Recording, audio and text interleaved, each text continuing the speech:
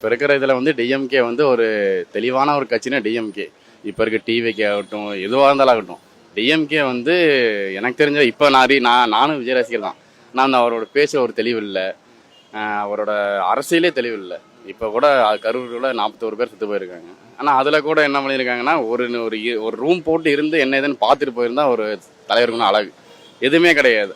அன்னைக்கு நைட்டே போயிருக்காப்புல. ஸ்டாலின் எதுக்கு இங்கிருந்து அங்கே வரணும், நீங்களே சொல்லுங்கள். இப்போ இருக்கிற சூழ்நிலை வந்து டிஎம்கே வந்து பெஸ்ட்டுன்னு தோணுது. நான் இல்லை, எங்கே போனாலும் நான் சொல்லுவாங்க, ஒரு நல்ல ஒரு மினிமம் 12th காலேஜ் ஸ்டூடெண்ட்ஸ் தான் கேட்டிங்கன்னா, அவங்க ஏதாவது வந்து அவங்கள்ட்ட ஏதாவது ஒரு வார்த்தை இந்த மாதிரி போய் கேட்டிங்கன்னா கண்டிப்பாக டிஎம்கே சூஸ் பண்ணுவாங்க. அதுக்கு படிப்பறிவே இல்லாதவங்க வேணால் சொல்லலாம், அந்த விஜய்ன்னு சொல்லலாம், டிவிகேன்னு சொல்லலாம், இல்லை பிஜேபி சொல்லலாம். நீங்கள் ஏடிஎம்கே உங்களுக்கே தெரியும், மாறி மாறி மாறி மாறி போன வருஷம் வந்து கூட்டணிலாம் வந்துச்சு, மறுபடியும் கூட்டணி வந்துருச்சு. அது அவங்களுக்குள்ளே ஒரு தெளிவு இல்லை. டிஎம்கேனா ஒரு பெஸ்ட்டு. இப்போ இருக்கிற வரையும் டிஎம்கே பெஸ்ட்டு. இன்னும் அடுத்த ஒரு எலெக்ஷன் வந்தால் டிஎம்கே தான்.